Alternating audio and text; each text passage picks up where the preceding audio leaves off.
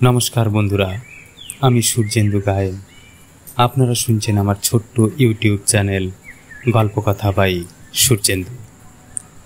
আজ আমরা এমন একজন মহান তন্ত্র সাধকের জীবনী এবং তার জীবনের সাথে ওতপ্রোতভাবে জড়িয়ে থাকা কিছু ঘটনার কথা বিস্তারিতভাবে জানবার চেষ্টা করব।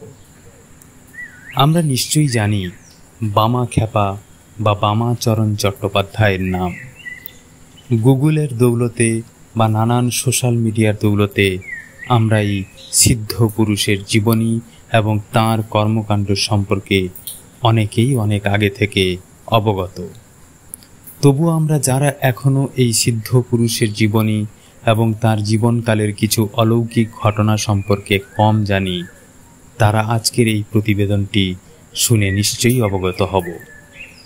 তাই কিছু তথ্য সোশ্যাল মিডিয়া থেকে এবং কিছু তথ্য ডিজিটাল মাধ্যম থেকে সংগ্রহ করে আমি আমার মতো করে হিন্দু তন্ত্র সাধক বামাখ্যাপার জীবনী এবং তার জীবনের সাথে ঘটে যাওয়া অনেক অলৌকিক ঘটনার কথা আপনাদের সামনে তুলে ধরবার চেষ্টা করব।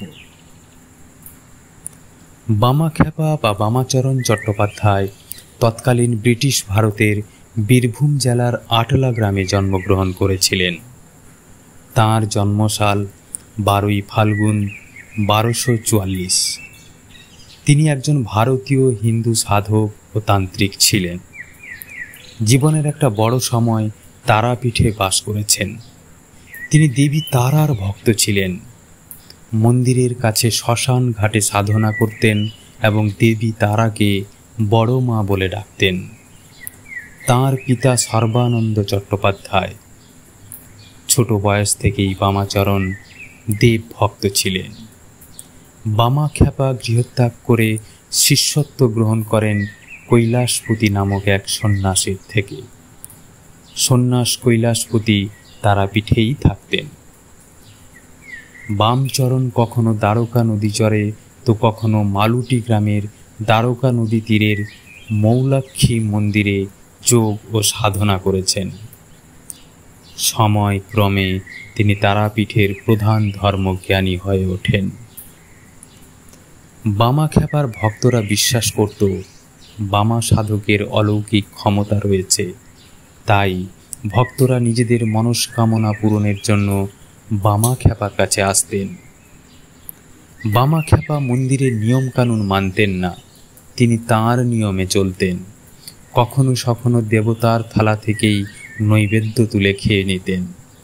কথিত আছে এই নৈবেদ্য তুলে খেয়ে নেওয়াকে কেন্দ্র করে বামা সাধকের সাথে তারাপীঠ মন্দিরের কিছু পুরোহিতের সাথে অশান্তি হয়, আর এতেই নাকি বামাখ্যাপা মনক্ষুণ্ণ হন ও দেবীর উপর রেগে যান। সেই সময় নাটোরের মহারানীকে স্বপ্নে দেবী তারা আদেশ দেন, বামাখ্যাপা দেবীর পুত্র, দেবী পুত্র বলে বামাখ্যাপাকে যেন আগে ভোগ খাওয়ানো হয়।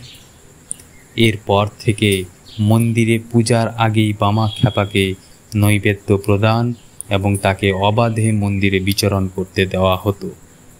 শোনা যায় দেবী তারার ভয়ঙ্কর বেশে বামাখ্যাপাকে দর্শন দিয়েছিলেন এবং পরে মাতৃবেশে কোলে তুলে নিতেন। বামাখ্যাপা মায়ের সাধক হওয়ার কারণে কথিত আছে মায়ের হরেক রূপ দর্শন লাভ করেছেন। তিনি বহু লাঞ্ছনা ও গঞ্জনা সহ্য করেছেন। মাকে নিয়ে সদা ব্যস্ত বামাচরণ খ্যাপা উপাধি পেয়েছিলেন নিকটাত্মীয়দের থেকে। দরিদ্র পরিবারে তাঁর জন্ম। তৎকালীন ভারতের অনেক মহান মানুষ বামাখ্যাপার দর্শন লাভের জন্য উদগ্রীব থাকতেন। সেই মহান মানুষদের বামাখ্যাপা যা যা বলেছিলেন তাঁরা তাই তাই ফল পেয়েছিলেন। বামাখ্যাপা রামকৃষ্ণ পরমহংসদেবের সমসাময়িক। বামাখ্যাপা পরলোক গমন করেন 2রা শ্রাবণ 1318 সালে। বন্ধুরা, এই ভিডিওটির জন্য সোশ্যাল মিডিয়া থেকে কিছু ছবি সংগ্রহ করেছি, কেবলমাত্র ভিডিওটির খাতিরে, কোনো অসৎ উদ্দেশ্যে ব্যবহার করবার জন্য নয়। তাই তাঁদেরও আমি ধন্যবাদ জানাই যারা সাধক বামাখ্যাপা এবং মা তারার ছবি সোশ্যাল মিডিয়ায় পোস্ট করেছেন। মা তারা সাধক বামাখ্যাপার জীবনী এবং তার কর্মতীর্থ ছিল অলৌকিক ঘটনায় মোড়া।